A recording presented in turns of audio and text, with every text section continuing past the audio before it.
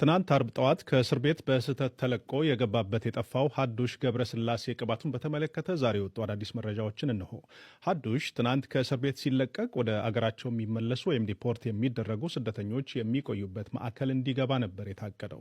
ነገር ግን የወህኒውን አጥር ለቆ ከወጣ በኋላ ወደ ተባለው ማዕከል የሚወስደው የኢሚግሬሽን ሰራተኛ አልነበረም።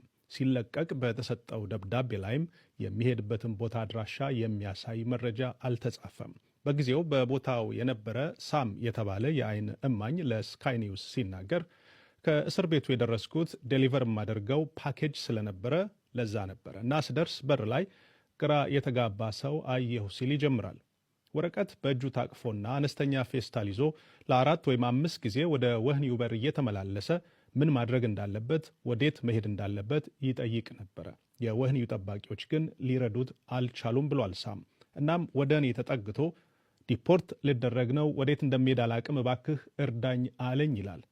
እኔም እቃ ላደርስ ወይም ዴሊቨር ላደርግ ነው የመጣሁትና ምንም ልረዳህ የምችለው ነገር የለኝም አልኩት። በመጨረሻም ስራዬን ጨርሼ ልሄድ ስዘጋጅ ከወህኒው ሰዎች አንዷ ወደ ባቡር ጣቢያ የሚወስደውን መንገድ ጠቁማው ሲሄድ አየሁት ሲል በወቅቱ የተፈጠረውን ተናግሯል።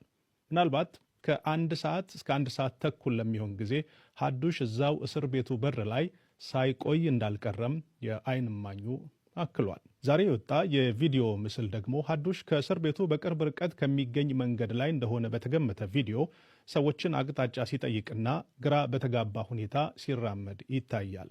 ከቀኑ 12 ሰዓት ከ41 ደቂቃ ላይም ከቼልምስፎርድ ባቡር ጣቢያ ለንደን በሚሄደው ባቡር መሳፈሩን ፖሊስ አስታውቋል።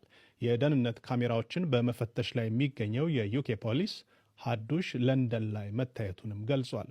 ይህ ዜና እስከተጠናቀረበት ጊዜ ግን ሀዱሽ ገብረስላሴ ቅባቱ አልተያዘም።